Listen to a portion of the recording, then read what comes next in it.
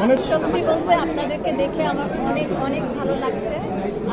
আমি অ্যাকচুয়ালি এভাবে অভ্যস্ত না, আমাদের টাইমে এরকম ছিল না।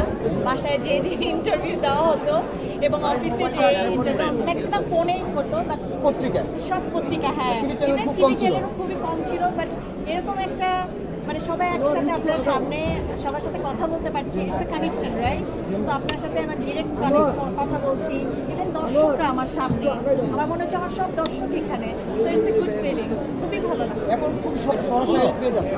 অ্যাকচুয়ালি এখন অনেক বেশি ট্রান্সপারেন্ট, সো মানুষ এখন কোনো কিছু লুকিয়ে রাখে না, সবাই খুব বেশি ওপেন। আমরা আগে খুব বেশি ওপেন ছিলাম না, সব কিছু হাইড করে রাখতাম সব কিছুই। সো এখানে হাইডিং থেকে কোনো কিছু নাই, আমি আমার লাইফে আমি যা করছি, সো সবাই এটা সবাই জানে। সো এখনও আর্টিস্টরা বা মানুষ আমার মনে হচ্ছে যে সবাই খুব ওপেন মাইন্ডেড। সো এর জন্য জিনিসটা ভালো খারাপ হয়।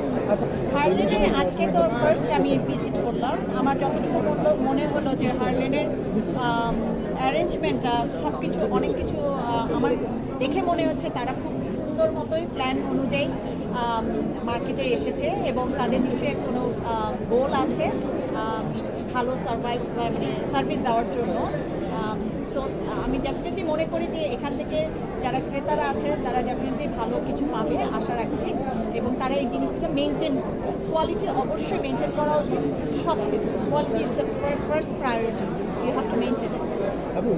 লিলি আপনার জীবনের প্রথম একটা প্রোডাক্ট আছে লিলি, সো আমি ওটা দেখে আমি oh my god this my product, it's really nice, এবং আমার ওই মেমোরিটা করছিল। সো হ্যাঁ, লিলির প্রোডাক্টটা আমি দেখেছিলাম।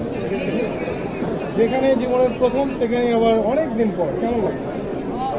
ভালো লাগছে, আমার হাসি দেখে বুঝতেছেন না যে কত ভালো লাগছে আপনাদেরকে দেখে, খুব ভালো লাগছে। হ্যাঁ, আপনাদের জার্নালিস্ট ওখানে সবসময় থাকে আছে, আপনি দেখেন বড় বড় অস্কার পুরস্কার সামনে সব কিছুই তো এরকম তো থাকে। আমি যে আছেন আপনারা মানতে পারছেন না, এটা হচ্ছে সবচেয়ে বড় ব্যাপার। দশের মধ্যে ওখানে থাকতে আপনি খুব আর জীবন চলে মানে আবার রেগুলার হওয়ার সম্ভাবনা আছে কিনা? আছে, দেখতে হবে আপনারা কিভাবে আমাকে ভালোবাসেন। এবারে ট্রিট আমাকে যেভাবে ট্রিট করবেন তখন আমি হ্যাঁ, আমি অ্যাকচুয়ালি অনেক কম বেশি সবার সাথে কাজ করেছি, মাঝে তাহসান ভাইয়ের সাথে কাজ করা হয়েছিল।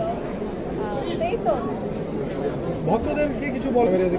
ডেফিনেটলি আমার ভক্তদের এবং আমার ফলোয়ার্স যারা আছেন, ডেফিনেটলি তাদের উদ্দেশ্যে আমি এদের হঠাৎ করে আসা, তাদেরকে সারপ্রাইজ দেওয়ার জন্য। বেশ কিছু প্ল্যান আছে কাজ করার এবার ঈদের জন্য। সো জানি না কী কী কাজ করবো, বাট সামথিং ডিফারেন্ট হবে। যেহেতু আপনারা সবাই আমাকে মিস করেন, আমিও আপনাদেরকে সবাইকে খুব মিস করি। সো আপনারা আমার জন্য দোয়া করবেন, আর দেখি কী করা যায়। অ্যাকচুয়ালি যারা লিজেন্ড থাকে, যে আমাদের বড় বড় অ্যাক্টর যারা আছেন, যে মোশাররফ ভাই, জাহিদ ভাই, সবার সাথে আমি খুবই লাকি, খুবই ব্লেসড যে তাদের সাথে আমার কাজ করা হয়েছে। সো এদেরকে নিয়ে বলাটা অ্যাকচুয়ালি কিছুই নাই, সবাই জানে তাদের সাথে কাজ করা হচ্ছে সৌভাগ্যের ব্যাপার। সো মোশাররফ ভাই আমি চাই সবার সাথে আবার কাজ করতে, দেখি কী হয়। আমেরিকাতে অ্যাকচুয়ালি আমরা যারা আছি, আর্টিস্ট যারা আছেন, তারা অ্যাকচুয়ালি কম দেখা হয় আমাদের। আমরা চাই যে মাঝে মধ্যে আমরা একসাথে সবাই মিলে একটা গেট টুগেদার যেন সবাই দেখা হয়, সব কিছু করে। কাজের ব্যাপারটা অ্যাকচুয়ালি আমরা এত বেশি ব্যস্ত থাকি যে যার অবস্থান থেকে, ওটা অ্যাকচুয়ালি হয় না। কারণ হচ্ছে এখানে যে অপরচুনিটি থাকে একটা কাজ করার জন্য, যে অ্যারেঞ্জমেন্টটা থাকে, ওখানে অ্যাকচুয়ালি এটা হয় না, কারণ ইটস এ ভেরি এক্সপেন্সিভ যে কোনো কাজের জন্য। সো ওরকমভাবে, আর আমি সবসময় প্রেফার করি কোয়ালিটিফুল কাজ। সো সেরকম কাজ না হলে আমি কখনোই করি না, আপনারা জানেন আমি কাজ খুব মেনটেন করি। আমি আমার ছোটো বয়স থেকে মিডিয়াতে যখন কাজ করা শুরু করি, আমি আমার খুবই বেশি কনসার্ন ছিলাম যে প্রফেশনাল। সো আমি ওটাই মেনটেন করতাম, এখনও করছি। Cinema is very interesting thing. তো ওই সময়টা আমি অনেক ছোট ছিলাম অ্যাকচুয়ালি মিডিয়াতে, আর তখন সবাই বলতো সিনেমায় কাজ করে। হ্যাঁ, কিন্তু তখন অ্যাকচুয়ালি আমি ওরকম ফিল পেতাম না যে সিনেমায় কাজ করবো, গল্প সব কিছু মিলে আমার কাছে মনে হতো খুব ছোটো বাচ্চা, আমার সাথে যায় না। সো এখন অ্যাকচুয়ালি টোটালি প্ল্যাটফর্মটা ডিফারেন্ট, কাজের ভিন্নতা অন্যরকম। সো এখন যদি ভালো কিছু হয়, সো হোয়াই নট।